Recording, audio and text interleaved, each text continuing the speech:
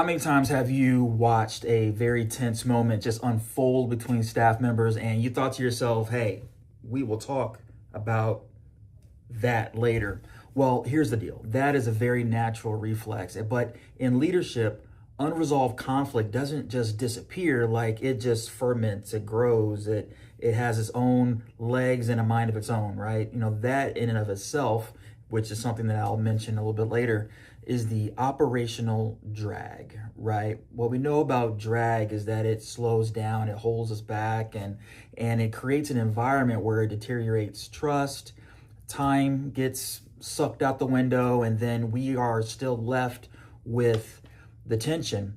And so something that I would like to impress upon you in this video is just one piece of the framework, right? The framework has 3 legs to it, but we're only going to work on just the first one. And the first one is to identify.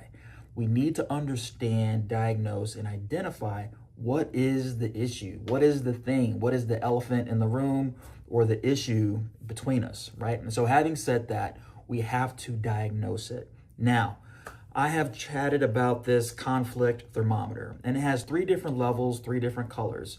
So the lowest piece of the thermometer, hence the lowest, which is the coolest part, the coolest portion, is a blip. A blip in and of itself, these are small slights, annoyances, things that may just get on your nerves, but hey, it's not going to deteriorate relationships heavily or ruin the organization or heavily detract us away from our greatest gift to people and to the workplace. So that's level 1, that is a blip. Now, once we branch off from that, now we have that middle place, and that is a clash.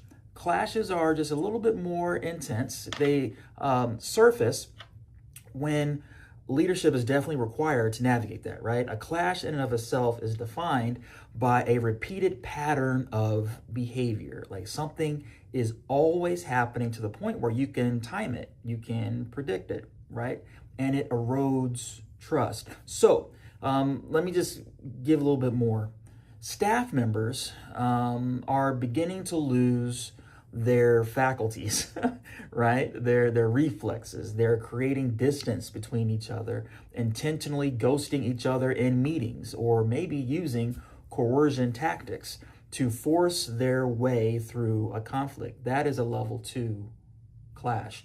Now, let's say things mount and we have policy violations. These are called crises. A crisis is an immediate threat to the safety, well-being, or again, a policy of a district. And so that's how we can identify the intensity of a conflict. Are we talking about something small, isolated, or something a little bit more egregious that will reach a crisis? Now, after we diagnose, all the levels, again, that's only half the battle.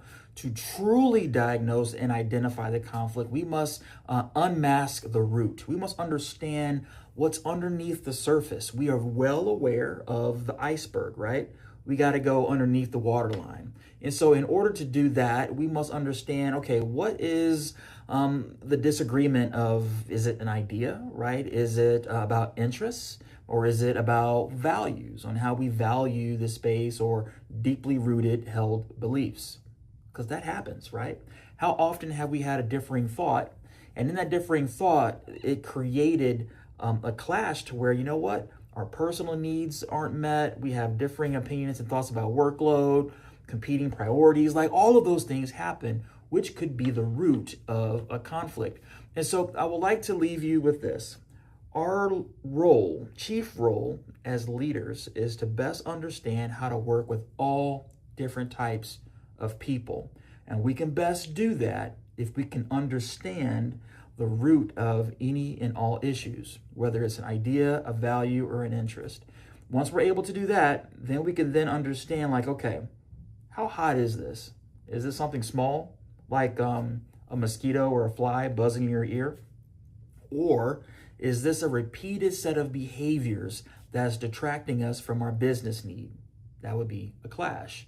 Or are we having something so intense it is deteriorating relationships at a very, very fast pace, and then we're not upholding our responsibilities as staff members, leaders, and employees? So think about it. Let's chat about it. That is the first piece to working through interpersonal conflict. Let's go. Rah!